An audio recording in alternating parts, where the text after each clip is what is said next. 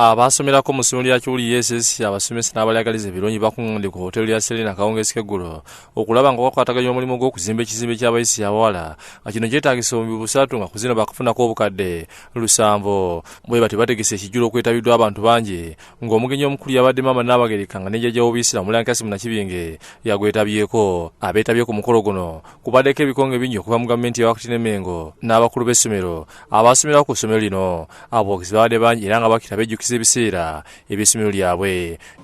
Neesaba Mukama Katonda ate omukisa mu Kawungeezi kaffe olwaleero ate atongereyo n'obwongeezi obulala obufaanagana nga buno bungi.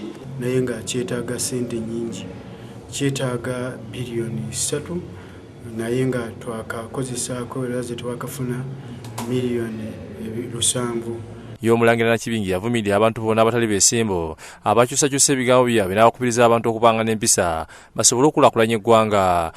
Using the Luganda word, there are some people who say oli bw'aba akulikidde ninga kokaaba, there must be something else.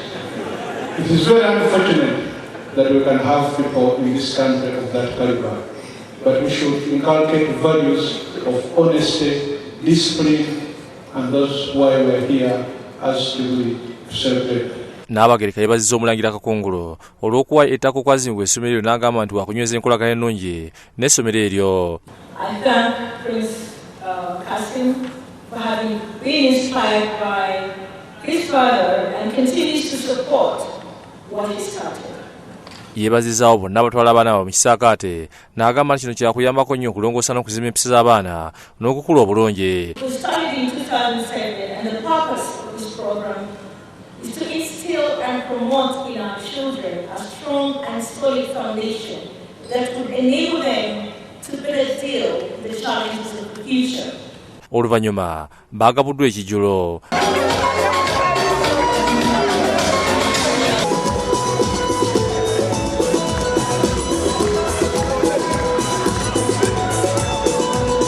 Ate Dr. Engineer Henry Francis Okinyala akubiriza bannayuganda okutandika emirimu gy'emikono egikulaakulanya eggwanga. Asiimye nnyo abayizi abamaliriza okutendekebwa mu bamakanika nga bali batendekebwa kampuni ya Yamaha ebbanda abamaliriza emisomo gyabwe baweereddwa akatabo akabakakasa bye basomye era ne baweebwa amagezi obutatu olwabula bafuba okulaba nga batandikawo galagi omukanikirwa pikipiki.